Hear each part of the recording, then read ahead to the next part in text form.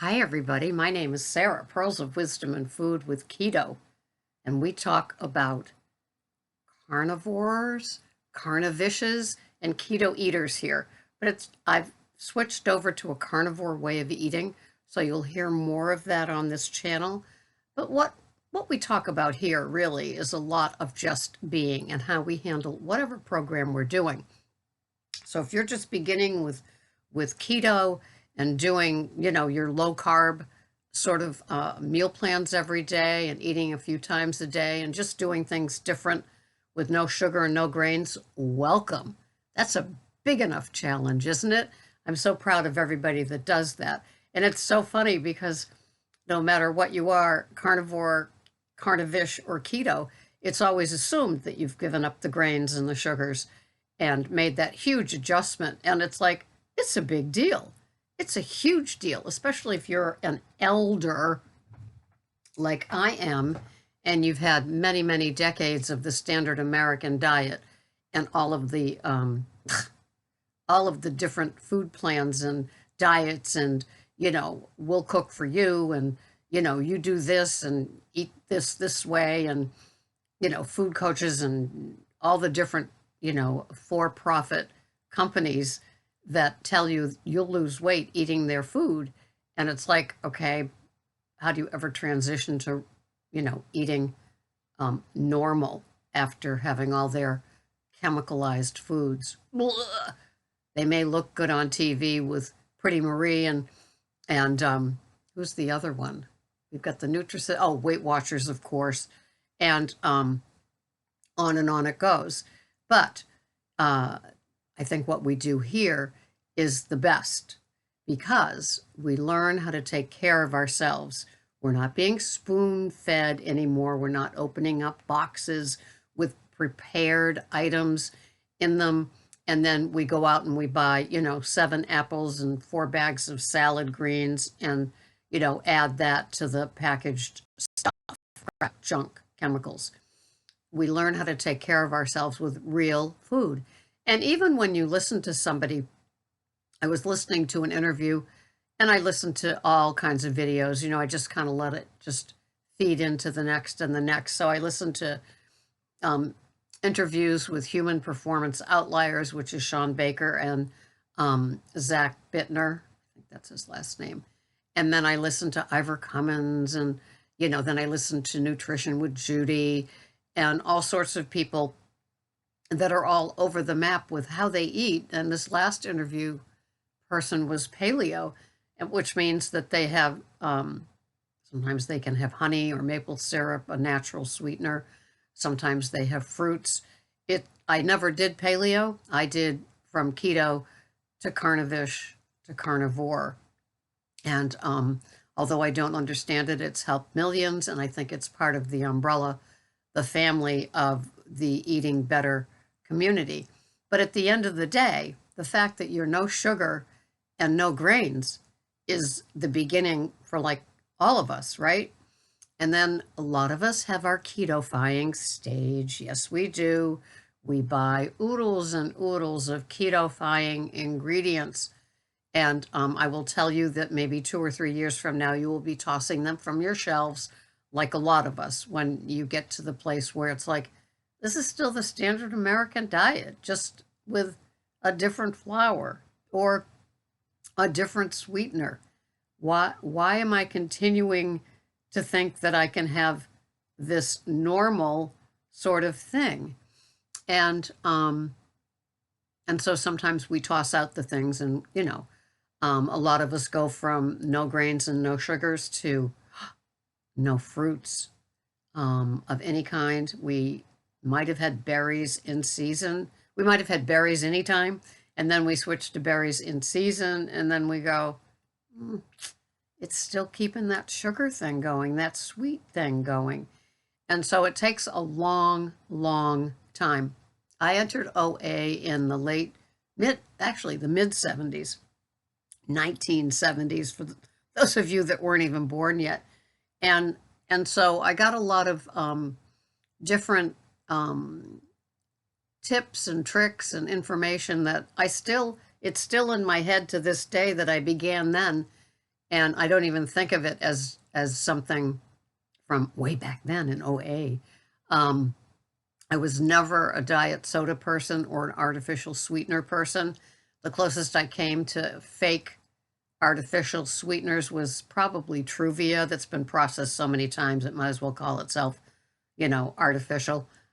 Hey, do you have your cuppa? This is Lightning Bolt from VitaCup. Thought I'd have a little extra caffeine today. So one of the things is that once we start on this journey, the give-ups just continue and with no looking back. And I think that's part of being a pickle. We don't go back to longing to be a cucumber again, which would mean to me the standard American diet. Oh, and I've got the bathrobe on that was the culprit. It was this sleeve that pulled over the entire NutriBullet thing of my coffee before I had a chance to froth it up. Oh, that was such a mess that day, let me tell you. It didn't miss a space from the counter to the cabinets to the floor. I must have used an entire load's worth of towels cleaning up that. Oh, that was not fun. That was a few days ago. But anyway, I lament. I did not eat something from the standard American diet family just to get over the trauma of that. But what happens when we start giving it up is our choices get leaner and smaller, and it's very, very interesting. I did see a video a couple of days ago where somebody was talking about, a lot of us aren't 100% pure carnivore. That's just a given. In my world of eating, cooking, etc., I have the good salts, I have the pink Himalayan, the Celtic crystals, and the Redmond salts. And I use those amply in different places. The pink Himalayan is in my coffee and my lemon water that I warm. I don't boil it, so there's lemon juice in there. It's not for scurvy. It's for all the other benefits that I read to you about a couple of weeks ago on that 19 benefits of lemon salted water. And I do use ghee, I do use butter, and yes, I still use coconut oil, organic coconut oil, which is of course from a plant. And but that's the way that it is. I use avocado oil and but in a real small amount. No, actually, I don't use avocado anymore anyway. I use it in big green egg cast iron pans for Greg's vegetables, and I don't have vegetables anymore. So I do have coconut oil because I cook my pork chops in them, and sometimes I coat, when I do spare ribs, when I put them in the oven and partially cook them, and then Greg finishes them on the egg. They have a little coconut oil on them. It just is. I don't consider myself out of the running. I still have my coffee. I don't have any sweet anymore in my life. And I will tell you that ends up being a very key thing. Whether you're keto, carnivish, or carnivore, that sweet, no matter where it's derived from, not from the sugar you gave up, not from the artificial sweeteners that you might use in coffee, and still, or the diet sodas that still have artificial sweeteners, along with sometimes with toothpaste, mouthwashes, and cold medicine. Yeah, look and see what they have.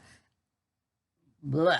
So anyway, giving up the sweet was major, and that only happened in the last 3 months in my almost carnivore, like 95% carnivore. So the things that keep me out of the 100% carnivore would be my coffee, would be my coconut oil. I gave up pepper. Somebody asked me why. I heard there were oxalates in it. It's not anything that was a game changer for me. I used to love it, but then when I looked at what I loved it on, I'm not eating that anymore anyway. So kind of a different thing. But I have a lot of mineral water, that Gerolsteiner, the clear glass bottle of the mineral waters. It's sparkling. It's my BFF, with San Pellegrino pulling in a close second. So, I still have those things. What am I, 98% carnivore? The coconut oil shows up in something maybe once a week. So I still consider myself carnivore. I'm not going to get into the big debate about like, you shouldn't, you know better, and all the shaming that people will do. It just gets ridiculous.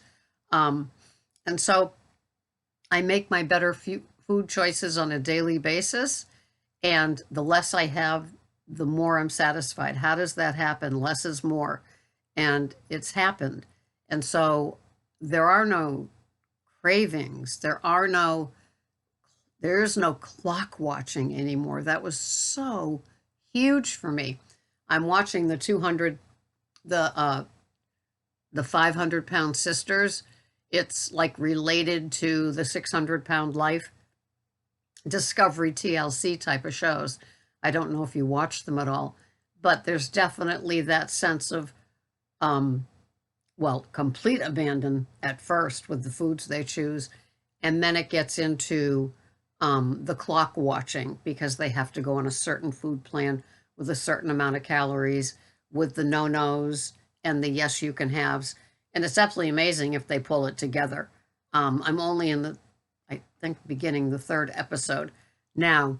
But you think of like, the doctor sends them away and tells them, come back and, we'll see if you lose the 50 pounds I tell you to lose by the next time you come back here.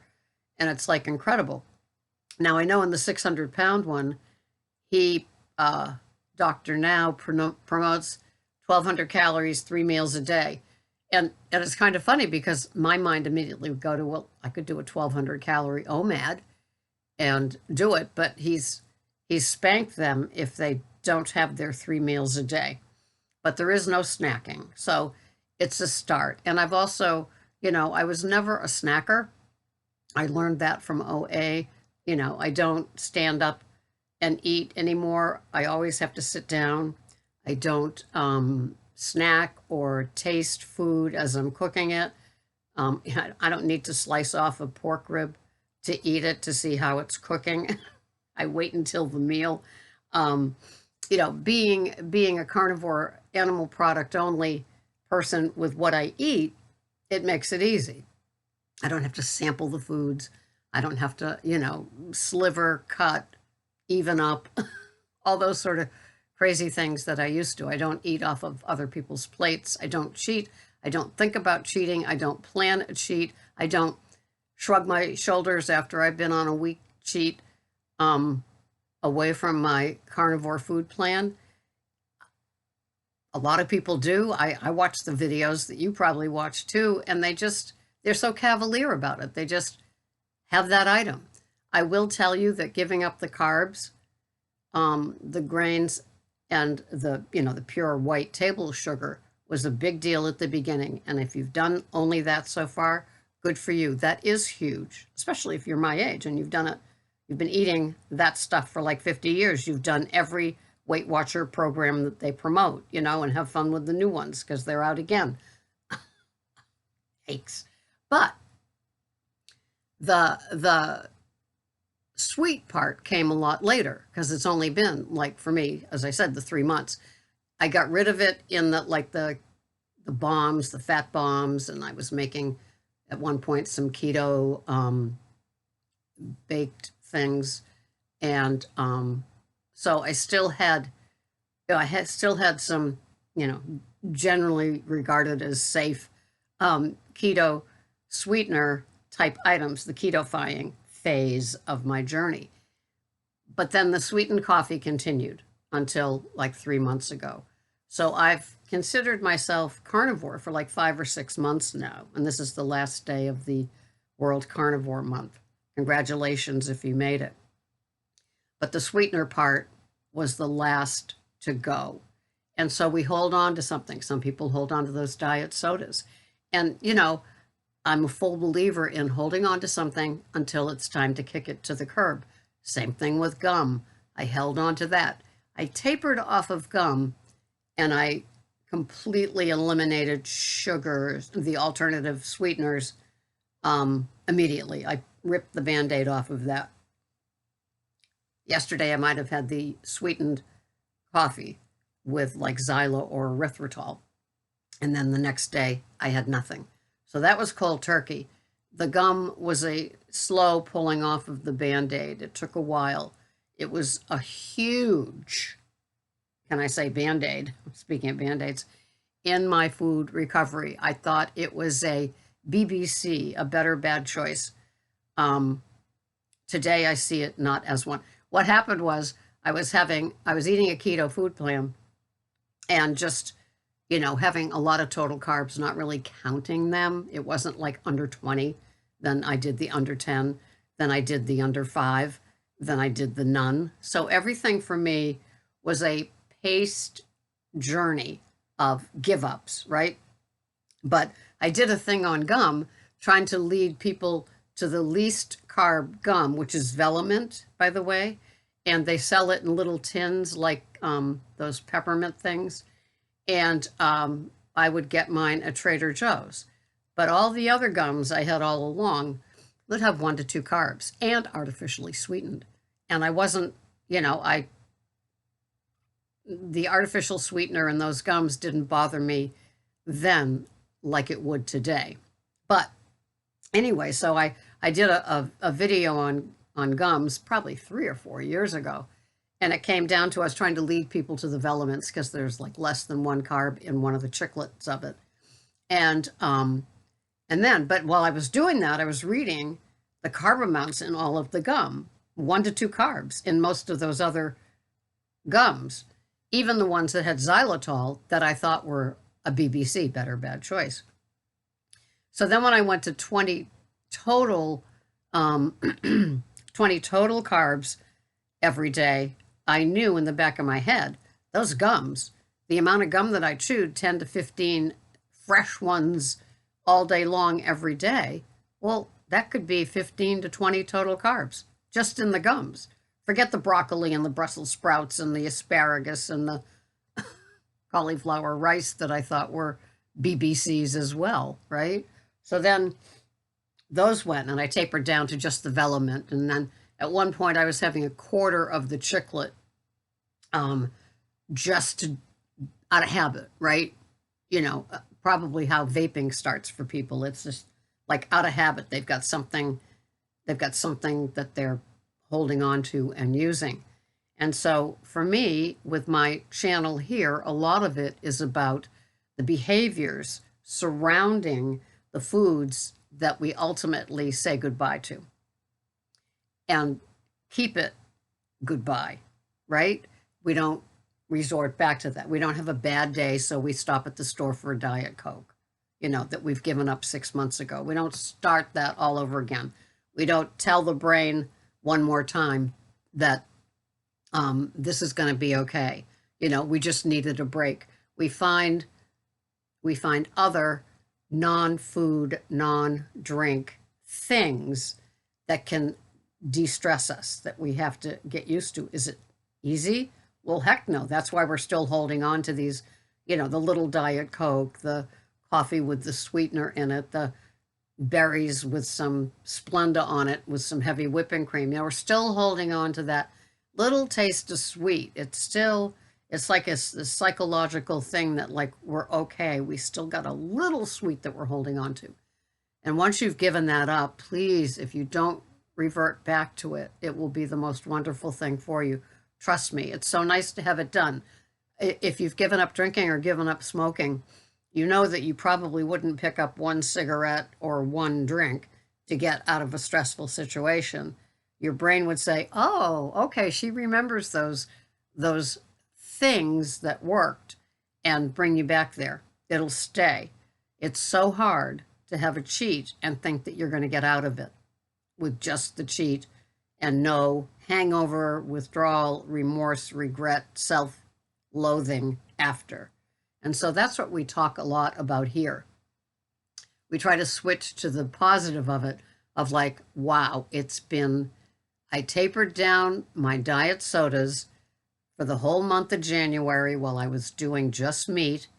And now I'm at one diet soda every 3 days. And that's after drinking liters of it every day. So progress, progress. And we look at the positive part of that. And pretty soon that one will go away and then it will be none. That's the sort of stuff we talk a lot about here. And we become accountable in our comments below, right? We talk about, I'm down to 3 per week, and next week it's going to be 2. And the week after that, it's going to be 1. And I have this planned and I have it on my calendar and I'm writing it out to you here on your channel, Sarah. So I'm committing to all of your viewers and myself and you that I'm going to be accountable for that. So that's the way we roll here. And we get rid of those little sniggly things. It's just a little housekeeping when somebody calls and says they're coming over. You fix the magazines on the coffee table. You put out a fresh towel in the bathroom. You make sure there's another toilet roll. You clean the dishes out of the sink. Just the light housekeeping at the end that we need to take care of. And it gets done. And it gets cleaner. And you feel better. And you get bragging rights. And you should have them. Thank you so much for being here. This has been Sarah, Pearls of Wisdom and Food. Happy World Carnivore Month. I hope it was a success for you too. Thanks for watching. Bye-bye for now.